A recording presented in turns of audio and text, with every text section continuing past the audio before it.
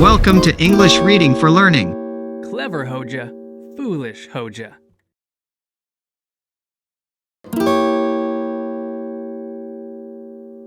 Nasreddin Hodja was probably a real person who lived in Turkey in the 13th century. He is famous in folklore for being both clever and foolish.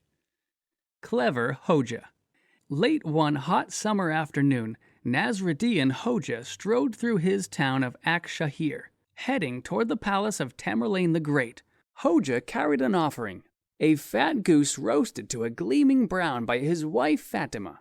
Drops of sweat dripped under Hodja's turban and loose, flowing kaftan.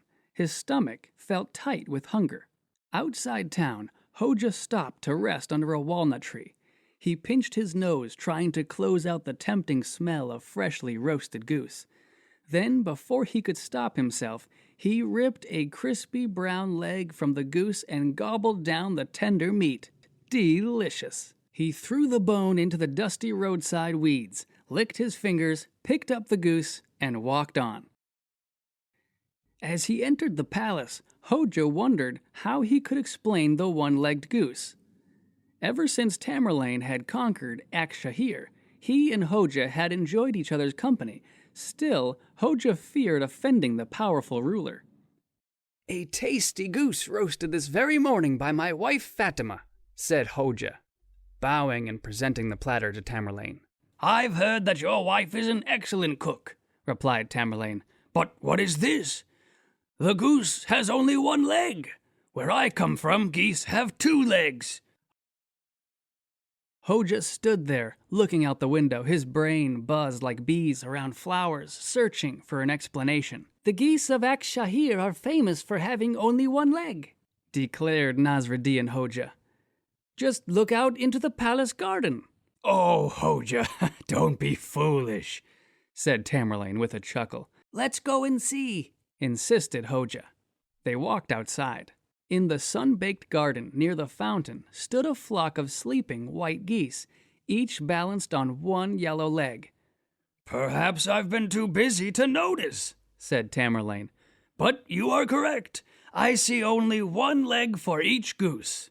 Hodja, who was anxious to be gone before the geese woke up, said, "Enjoy the goose. Peace be with you." Then he turned to leave.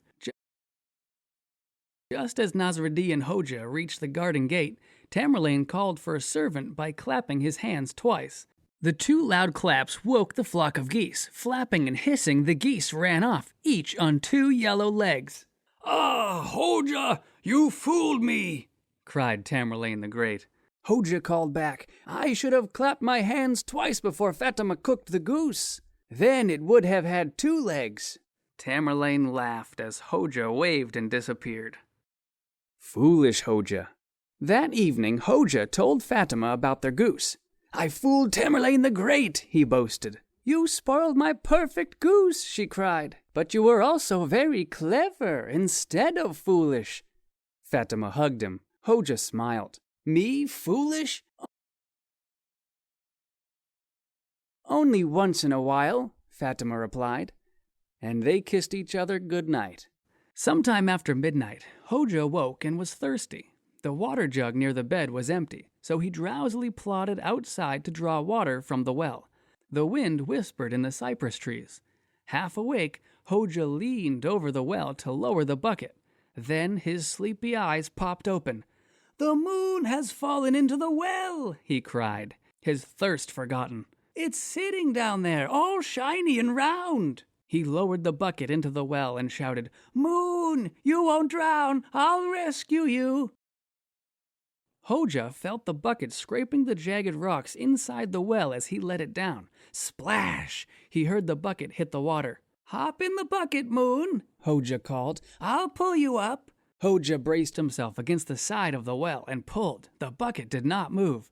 "Good! The moon has climbed into the bucket," thought Hodja. "Hold on tight," he cried. Hodja pulled harder. Nothing happened.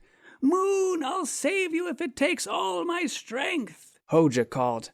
He drew a long breath, tightened every muscle, and yanked. Crack! The bucket's handle, which had been caught under a rock, jumped loose, and the bucket flew out of the well. Smack! It hit Nasreddin Hodja, knocking him over. He lay there on his back with his eyes closed, rubbing his head. When Hodja opened his eyes, he looked up into the night sky. "There it is," he cried. "I've saved the moon." Thanks for watching and listening. Please click like and subscribe for new and latest uploads.